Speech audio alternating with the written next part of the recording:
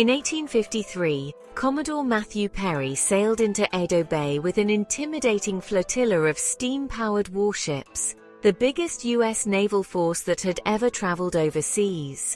On the orders of his president, he forced Japan, which had existed in peaceful isolation for over 200 years, to open itself to the world. Pragmatic, rapid modernization followed.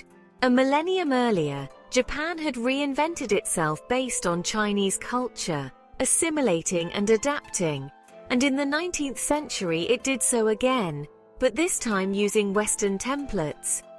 Catching up fast with the fruits of the Industrial Revolution, Japan built railways, factories, brick buildings, and embraced Western clothing, furniture, and even literature.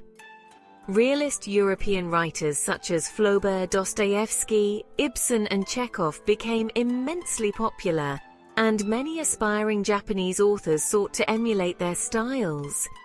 But ironically, the first hugely successful, critically acclaimed, and professional Japanese author of this emerging modern era was actually someone mistaken for a realist. Young Ichiyo, of the House of Higuchi, had read virtually no Western literature prior to writing her own stories, yet would come to be hailed as her country's representative realist author.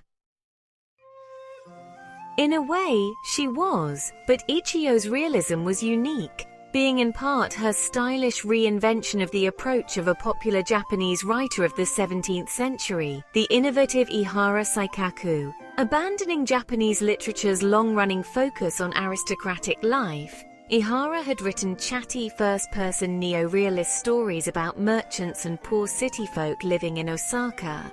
Though we know from her diaries that Ichiyo later read both Crime and Punishment and Macbeth, Ihara remained her favorite author, and she adapted many of his techniques. For her masterwork, the novella known in English as Child's Play is also a story about a city's poor set in and around Yoshiwara, the red light district of Edo, which is today's Tokyo. It tells of the Indian summer of children living in and near that pleasure quarter, who are on the verge of having to take on adult responsibilities, including glamorized prostitution. As a backdrop to their lives, we meet adults whose hypocrisy, avarice, or embarrassing subservience contrasts with the children's purity, making their inevitable fate even sadder. Admiring Japanese reviewers labeled Ichiyo a naturalist, akin to Zola, Ibsen, and Chekhov, and wrongly assumed she'd been influenced by those specific writers. The real Japanese title of Higuchi Ichiyo's story is Comparing Heights, which alludes to a romantic and hopeful poem about growing up, found in the 11th century verse novel Tales of Ise. In it, two children grow up together, periodically measuring their relative heights, and mature to become husband and wife, living happily ever after. But Ichiyo's use of this allusion is sad and ironic, hinting at what might have been in a different time and different place, not at the destinies awaiting her poor young characters. Consider, by way of Western contrast, Louisa May Alcott's Little Women, written 27 years before Child's Play was published in 1895, in which growing up speaks of promise, not fear.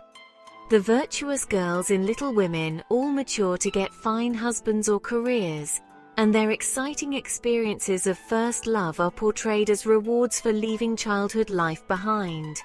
Not so in Child's Play, in which first love is irrelevant, and each maturing child's evident intelligence, sense of duty, or even beauty guarantees only a painful passage to adulthood.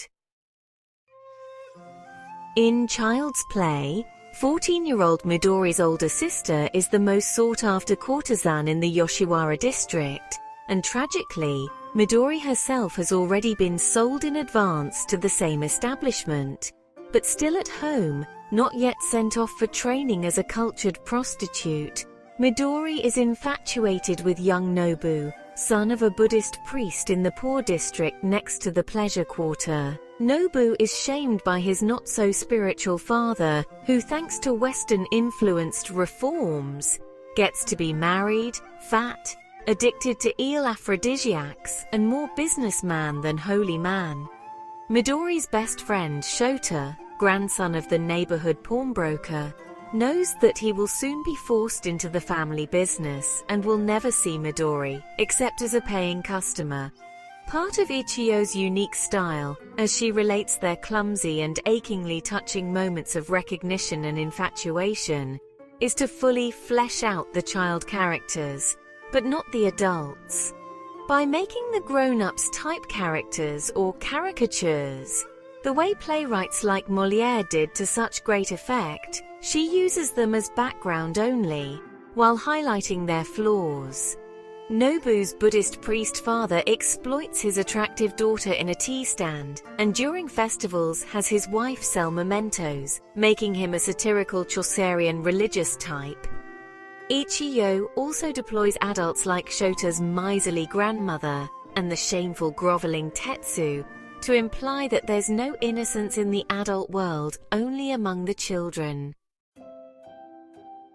And that shy, awkward, innocent world of the children, each of whom the author fully develops as individuals and treats with real tenderness, is itself as doomed as it is beautiful.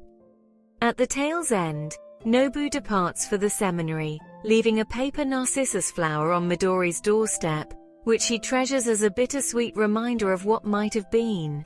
Shota takes up his grandmother's rounds, no longer singing as he did when still a child in his heart, and Midori prepares to move into the Yoshiwara to face her new life as a courtesan.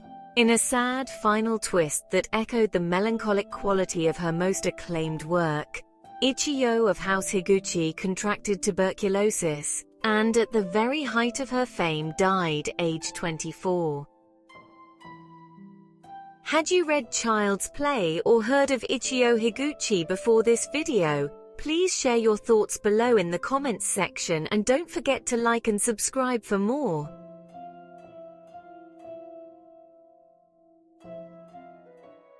If, like many of us, you found the touching work and tragic life of Ichiyo Higuchi achingly irresistible, you'll undoubtedly also enjoy our take on the classic Japanese romance she studied in detail in episode 12.